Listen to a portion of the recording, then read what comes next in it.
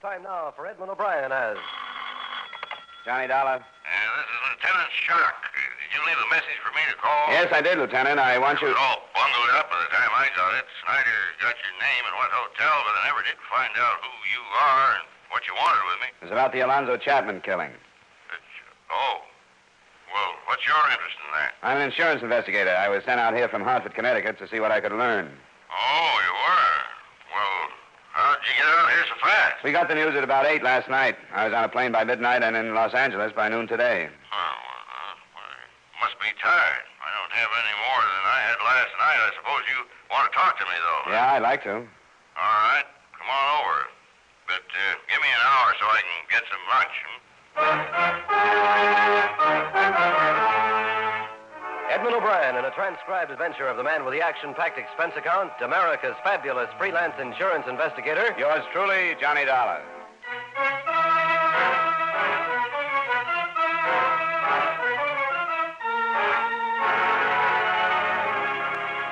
Expense account submitted by Special Investigator Johnny Dollar to Home Office Tri-State Insurance Group, Hartford, Connecticut. The following is an accounting of expenditures during my investigation of the Alonzo Chapman matter. Expense account item 1, $208.50, airfare and incidentals between Hartford, Connecticut and Los Angeles, California. After a delay of about an hour or so, I was able to make an appointment with Lieutenant Jim Shock, the detective in charge of the case. I met him at about 2:15, and he brought me up to date. Chapman was registered at the Quincy Hotel. He met this girl in the hotel bar at about 7 last night. They left together about, got it 7:45. Turned in the alley to get to the parking lot where a car was parked, and that's where he was shot, in the alley. Was it robbery? No, he was well heeled, too, over $300. Had in his coat pocket. What about this girl? We didn't hear about her. Well, we did. Norma Sale. Picked up on a shoplifting charge last year, but she got a job and stayed out of trouble since. Pretty little thing. Born in Nebraska. She says she met an actor in a road company back there. He told her he'd introduce her to some important people in Hollywood, and maybe she could... Well, you know how it goes. Yeah, but I wonder if Chapman's wife is going to. She's on her way out here. How long had this girl known him? Well, she says she just met him last night. I think that's what she said. She was transferred to county jail this morning at 11:30, a material witness. I suppose you want to talk to her. Yeah, I'd like to. And so would I. Might as well go on over.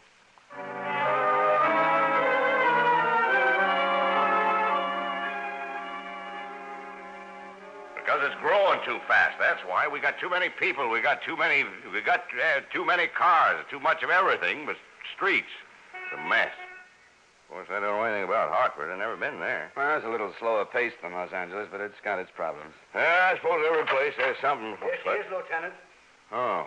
We just called Cassidy when they want to send her back to her cells. Yeah, all right. I'll do that. Thanks. Oh, come along in, Norma.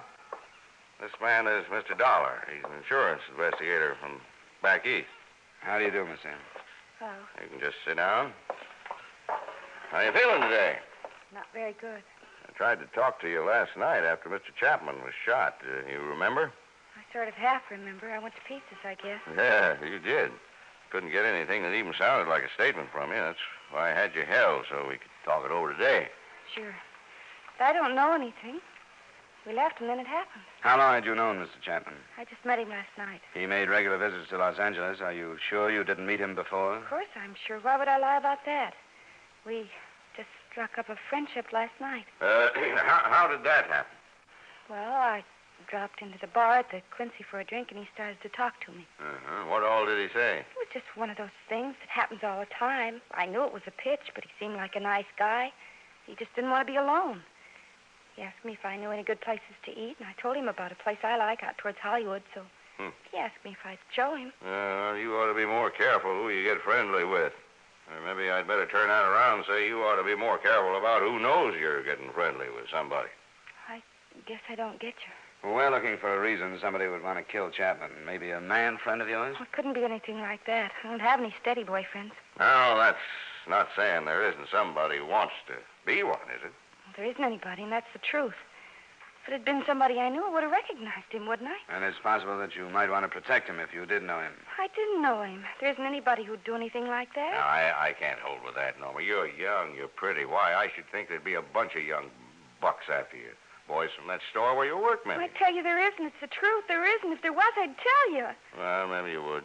We've got to find a reason that Chapman was killed. I don't know. It wasn't because he was with me. All right now, Norma, don't get all upset again. You've got to remember some other things. I hope you aren't holding anything back, Norma. You know that we can learn the truth from other people. Sure I do. Ask the girls I work with. Ask Jeannie Stevens. She ought to know. She's lived with me for almost a year. All right, Norma. Now, when you and this Chapman decided on a place to go for dinner, you left the hotel. You started for your car in the parking lot, huh? Yes. You turned into the alley, which was a shorter trip than going around the corner, and this gunman was waiting there. It wasn't dark, was it? No, not quite. How far down the alley was this man? Well, it was not very good at measuring, but must have been about halfway to the parking lot. There's a big trash box there behind one of the buildings. This man was waiting behind the box, and when you came by, he stepped out, fired 3 shots, and ran away. And it was light enough so that you could get a good look at him? Yes, it was darker in the alley, but I'd have recognized anybody I knew. Would you remember if you saw him again? I'm not sure. Maybe I would. Now, Norma, it's up to us to figure out how come this killer was waiting there, where he was. It beats me how he knew Chapman was going to pass by that box. I don't know. You can see how odd it looks, Norma. If he didn't know Chapman was coming that way, he must have known that you were. I don't know how it happened. I'm telling the truth. Maybe somebody heard us talking in the bar. Heard enough to know you and Chapman would go through the alley? Maybe somebody could have. I don't remember exactly how it went, but I told him where my car was parked. Yes, I said just down the alley, I remember. And then did you leave? No, not right away. We had another drink. Well, that'll take about 10 or 15 minutes, I suppose.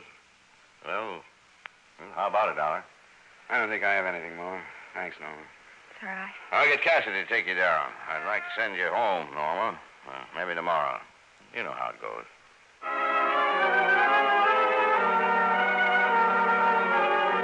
To both Lieutenant Shock and me, the jealousy motive was still first choice. As a matter of fact, at that point, it was the only choice. Nothing in Alonzo Chapman's room or among his effects gave a hint of a murder motive. The Cleveland police had been requested to send anything they had on him, and local men were at work checking his Los Angeles business associates and his movements. Shock left to question Norma Sale's roommate, and I went back to satisfy myself on the beginning of it all. I waited for the evening bartender at the Quincy Hotel. Now I'm not busy. We won't get crowded for another hour. How about last night? Were you crowded about 7:30? Oh, yeah, swamped. If you'd asked me about anybody else in the place, I couldn't tell you a thing. But I remember this little blonde dame and this guy Chapman. I'm glad to hear that. Usually doesn't happen this way. Yeah, I suppose not, but I'll tell you how it was. You see, Chapman had been in a hotel for a few days, you know. Yeah, I got in Friday last week. Well, I'm not sure when I first met him, but he'd drop in for an early drink, like, 5:45, 5 o'clock. Uh-huh. Yeah, we'd talk a little bit, then he'd go up to his room and come back around 7 and stay for another hour or so. I tell you, it was bound to happen. What do you mean? Oh, not his getting killed, not that part of it. I mean a little blonde. I didn't snoop what he was saying to her or anything, but when she came in, the bar stools were all taken. Chapman spots her and gives her his place. How long had he been there? Just a couple of minutes. I hadn't gotten around to taking his order yet, but when I did, he ordered for the both of them. Then after that round, they moved to one of the booths. Did you happen to notice another man who could have been interested in them and could have been close enough to overhear them? Oh, no, gee, the place was full. I didn't notice. Or maybe the bar girl did, Grace Curcio. She'll be in at 5:30 if you want to talk to her. I'll have to come back later. Chapman's widow is due to arrive in about 20 minutes. That masher had a wife? Yeah, how about that? Oh, I'm no stuffed shirt, but if that guy acted this way in all the towns he hit, she's better off without him. Now, I'll ask Grace if you want. What's your hotel? The Larkin. If she does remember something about it, I'd appreciate a call. Huh? Sure.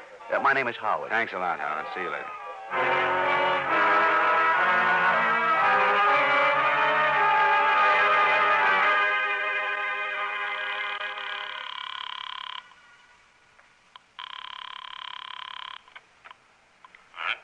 Lieutenant Shock. Lieutenant, this is Dollar. Oh, you got anything to report, Dollar? Nothing that does us any good. Mrs. Chapman just checked into the hotel. I'm in the lobby there now. How did you make out with Norma's roommate? Oh, just fine. She seems like a level-headed sort of girl. She says Norma hasn't gone with any one particular man for a year. That one's name was Clyde Mills. Served a 6-month sentence on some charge or other, not important what, but they're all washed up. She says he's not even in town, but we'll look for him anyway. Yeah, I'm going up to talk to the widow if it's all right with you. Sure, go right ahead. Make a suspect out of her if you can. We need some. Could be. From what I hear, she had a motive, not counting the insurance money. But I don't know whether she knew it or not. I'll check with you later.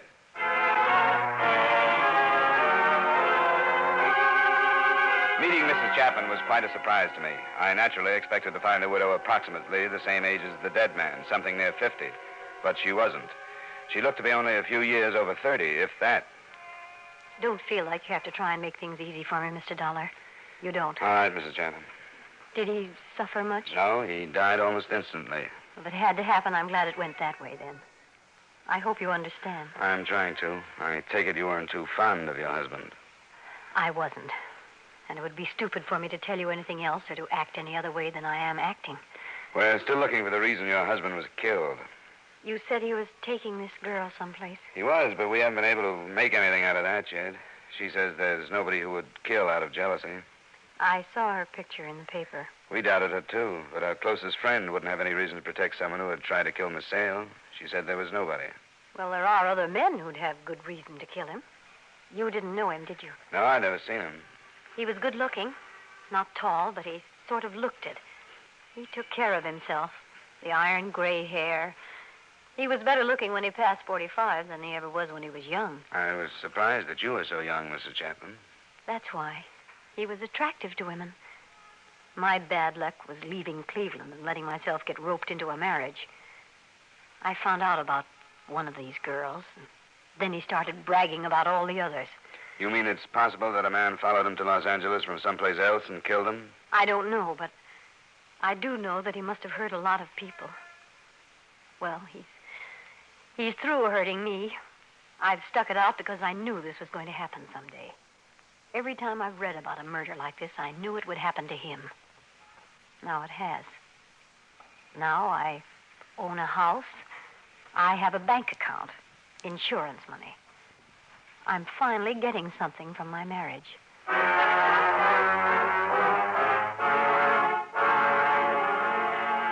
I tried to phone Lieutenant Shock a report on my meeting with the overly honest Mrs. Chapman, but he was out of his office getting the teletyped answer to the request he'd made for information from the Cleveland police. So I cabbed over to see him. Now, I'm not saying that what Mrs. Chapman says isn't possible, but I don't want to go off half-cocked on a wild goose chase. I didn't think you'd like it. I don't either. Chapman came here from Fresno by train, so say it would have to be some guy from there. I don't see why he didn't. Well, say he didn't kill him in Fresno because he thought he wouldn't draw suspicion down here. How did this guy locate him? Chapman didn't reserve a room at the Quincy. He usually stayed someplace else, so he'd have to be followed. That's no good, Dollar. Why, you couldn't expect an inexperienced man from Fresno to do a job of tailing like that through Union Station from there to the Quincy and all this traffic. It's possible, I suppose. You're going to check it, then? I guess so. Probably wouldn't be too hard to get a list of the people who got on that train at Fresno. Yeah, a list of hard up for motives. Now we got them all over the country. He was old enough to know better. Lieutenant. What? Here's a follow-up on that stuff from Cleveland. Oh, thanks. Great. Well, this is darn nice of those boys. Get something? Say, Chapman phoned Cleveland that day. He checked in, didn't he? Yeah, it was Friday. Why? Look at this. Seems like his missus was seeing a lot of a man named Nicholson. He's known to have left Cleveland on Friday night, and he hasn't been seen since. I like this a whole lot better. Yeah, this could be what we wanted. A man with a motive who knew where Chapman was. You think it's time you met the honest widow?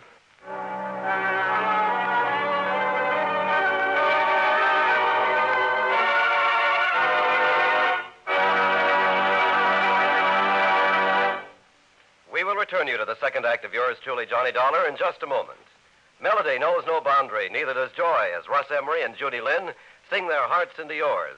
And Ray Bloch's orchestra and chorus offer the music that's great from the 48. It's the full-hour Ray Bloch music party every Friday night over most of these same CBS stations. Listen for it this Friday, a whole hour of the songs America loves, the music the nation dances to and lives by, on Ray Bloch's Music Party.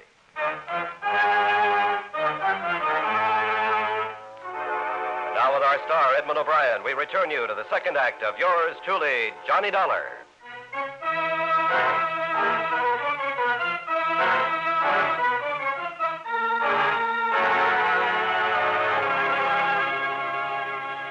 Mrs. Chapman, this is Lieutenant Shock investigating your husband's murder.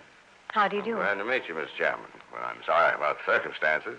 It's not very pleasant. Mrs. Chapman, we never did get around to talking about your friend, Carl Nicholson, did we? What do you mean? Well, you told me about some of the improvements your husband's death was going to bring you, but you didn't mention Carl Nicholson. Please. I know I sounded hard when I talked to you. I shouldn't have said some of the things. I thought you were being honest. I was. Too honest, I'm afraid. I don't think so. Mrs. Chapman, I've been in touch with the police back in your hometown. They found out somehow about this Carl Nicholson. First, they said you'd been seeing quite a lot of him, especially when your husband was out of town. Is that right? Yes, it's true. What were your feelings toward Nicholson at that time? That is, prior to your husband's death. I'm fond of Carl. I never made any secret of that. He's my age. We have a lot of things in common. You know where he is? Why, in Cleveland. Oh, well, that's funny. The police told me he was out of town. I don't know what this means. I don't understand. You didn't know he left town? No, I didn't. Now, if you were fond of each other and you had all these things in common, it seems to me you deserve to be told if he was just going to up and leave town. When did you see him last, Mrs. Chapman? It was last week. Friday, by any chance? No. It was before then. It was Wednesday or Thursday. Why are you asking me these things? The police back there went on to tell me that this Nicholson left town on Friday. The Cleveland police? Why should they even care about Carl? Because I told them that on Friday your husband had telephoned you from the hotel where he was staying here in Los Angeles. Isn't that right? Yes, but I don't know what you mean. Didn't you see Nicholson on Friday after you talked to your husband? No. Do you mean that you think I told him where Al was staying and that he came out here Now, Mrs. Chapman, we didn't say we thought anything, but it's our job to solve this murder. We aren't saying we think you and him planned the whole thing and that he hopped out of here the first thing after he learned where your husband was staying. But there are a lot of things that aren't clear in our minds. The theory you gave me about all these wronged men around the country didn't hold up too well, Mrs. Chapman. It wasn't a theory. I just told you what I'd been thinking. You said you'd been waiting for it to happen. But the way we see it, the way your husband was killed, where he was killed, makes a jealous, out-of-town man seem too far-fetched. But we're looking into it. Don't you worry about that. Do you have a reason to think that Carl has been in Los Angeles? We're covering the possibility that he might have been. Maybe you just mentioned the Quincy Hotel in passing, casually, so you hardly remember. No. I haven't seen Carl or talked to him since before Al called me. I didn't tell him. Why did he happen to leave town on Friday? I told you I don't know. I didn't know he'd left. Well, with all these things in common, what did you think when the news about your husband reached Cleveland? Didn't you wonder about why you hadn't talked to this Nicholson all those days? Yes, I did wonder. Yeah, now, why didn't you tell us all that without all this back and forth? Because it would have sounded so awful. Do you think you improved things by holding back? I don't know. Maybe I didn't. The last time I saw Carl was on Wednesday. We had a fight, and he walked out. You can prove that's the last time you saw him? Prove? I haven't been thinking about anything like that. We fought over the same thing for almost a year. Carl wanted me to get a divorce, and I wouldn't. Because you were waiting for your husband to get killed. Did you ever tell Carl that? Yes. You tell him that during this fight on Wednesday? I think so. But you didn't talk to him after that? No. Could you have learned someplace else where your husband was staying? I don't know. I don't know who else Al called. Carl wouldn't kill him. I'm positive of that. Would you happen to have a photograph of Nicholson? Why? Some are on their way by radio photo and some others by airmail. But we might be able to save time if you have some. I have one. I want to erase something off the back. Now, don't you fret, Mrs. Chapman. We'll show it to a couple of people. If Carl is innocent like you think he is, this is the quickest way to prove that, too.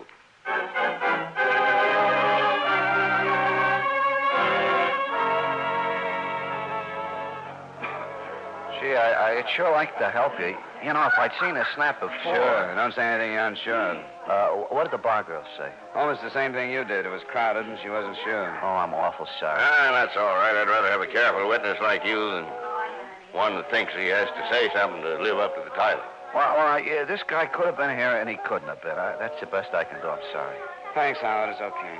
I'll do better next time. I'll keep my eyes open from now on. Maybe I'll get on a force someday, huh, Lieutenant?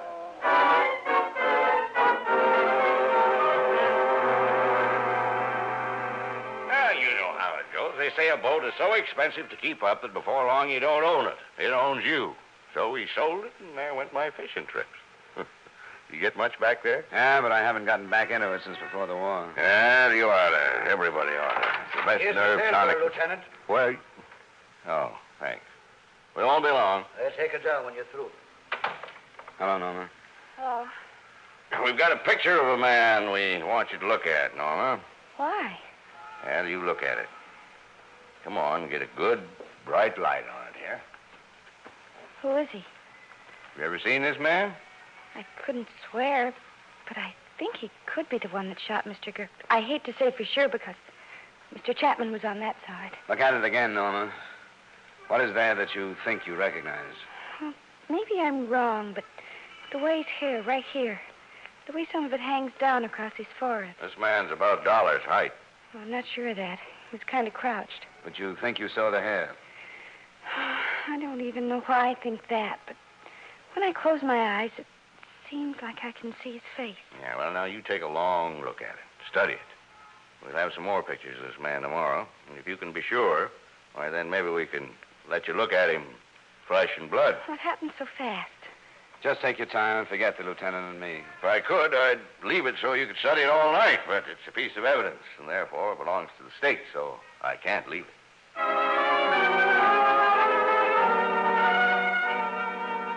As it turned out, we didn't have to take that photograph or any other picture back to Norma Sales for identification. The first reason turned up that night. There was another message from the Cleveland police. The body of our chief suspect, Carl Nicholson, had been removed from the remains of his car. The crash had occurred within 200 miles of his home. Witnesses said that he had been returning from a friend's country place, and the alcoholic content of his blood gave credence to Mrs. Chapman's story that they had quarreled. It became obvious later that he had been on a week's drunk. In addition to killing him, it had removed him in other respects as a suspect. The other thing that changed the direction of the matter was not as closely connected to any of the principals. As a matter of fact, hardly connected at all. It was a story on the front page of the next morning's paper. A man named Max Gerber with a criminal background had been found shot to death. Along with a year-old picture of him was printed the fact that he had been staying at the Quincy Hotel. With Lieutenant Schock, I went to view Max Gerber's remains and his effects. And at 10 that morning, Norma Sale was once more ushered into us. Well, Norma, we seem to keep you busy, don't we? Sit down, Norma. Did you bring some more pictures? Not the same as we brought last night. That wasn't the man you saw in the alley. I wasn't sure. The bartender at the Quincy says he'd never seen you in there before the other night. Why'd you happen to go there? I don't know. Guess it seemed like a good idea because I hadn't been there. Was there some special that took you there, Norma? There must be quite a few bars where you haven't been. There wasn't anything special. I think it's fair to tell you that we checked the store where you worked and found out that you left there at 3:30 that day. I didn't feel very good. You felt good enough to go to the Quincy. You felt good enough to let yourself get picked up by this man. I guess that's my business, isn't it? What I want to do and who I want to be with. Why, sure it is, Norma. Who did you want to be with? What do you mean? A man named Alonzo Chapman or a man named Max Gerber? I just went in, that's all, and I met this guy. You didn't go into that bar expecting to meet some special man, did you? No. Not even if you were paid to meet him? No, I don't know what you're talking about. That man that was killed. I mean, the one you were with. Did you know what he did for a living? He said he was a salesman. Well, that's what we're getting at. He was a salesman. We cut 2 pictures out of the paper, Norma. Here's one. This the man you met at the Quincy? Yes. You sure, Norma? Yes, I am. This man wasn't killed in the alley the other night.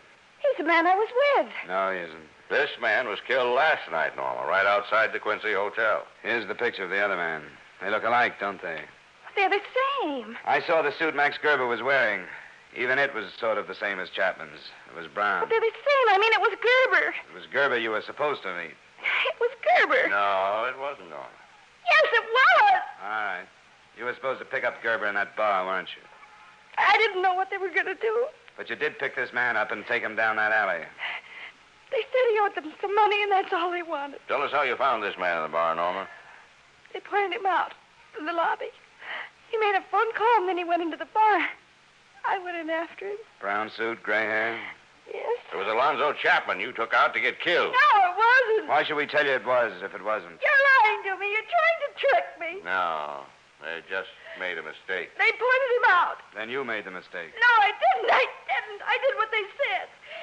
They told me I had to, and I did. They sent me because I was blonde, and it was the right one. They didn't say they were going to kill him. He just owed them some money. That's all they wanted. That's all I wanted. I didn't want anybody to get killed. I was blonde, and I was young, and that's why they sent me. For money.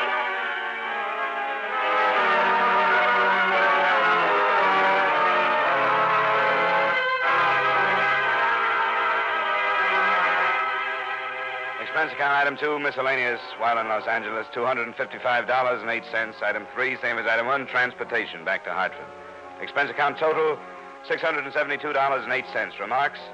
The second murder, Max Gerber's, was a gangland rub-out, planned with the aid of a young blonde as bait. The first murder was only a mistake. The apparent moral is that companies shouldn't hire salesmen. Women shouldn't marry them. Young blondes should stay away from them, but confidentially, some of my best friends are insurance salesmen. Yours truly, Johnny Dollar.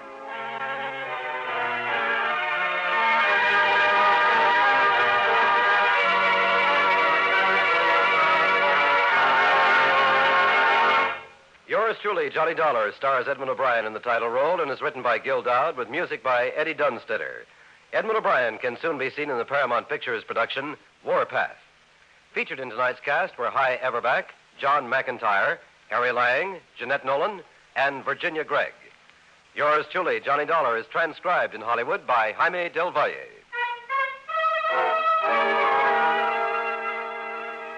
Beginning next Wednesday, yours truly, Johnny Dollar, will be heard 1/2 hour later on most of these same stations.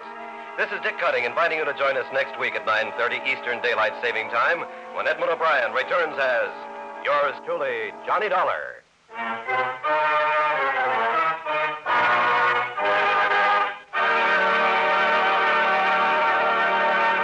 Every time you buy a United States defense bond, you help in our defense effort and you help build your personal security. Yes, defense bonds are good for you and good for your country. Remember, defense is your job. Buy United States defense bonds.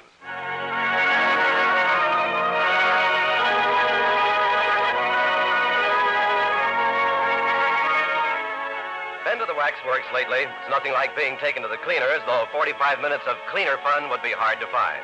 You'll enjoy this evening's session of songs and stuff featuring Robert Q. Lewis, his guests, platters, chatter, and assorted pleasantries. It's the Robert Q. Lewis Waxworks, open for business 5 evenings a week, Monday through Friday, on most of these same CBS stations. Today, the United States is celebrating the 175th anniversary of the signing of the Declaration of Independence. Stay tuned now for the official U.S. anniversary program with President Harry S. Truman, Secretary of Defense General George C. Marshall, Chief Justice Fred M. Vinson, and others who follow immediately over most of these same CBS stations.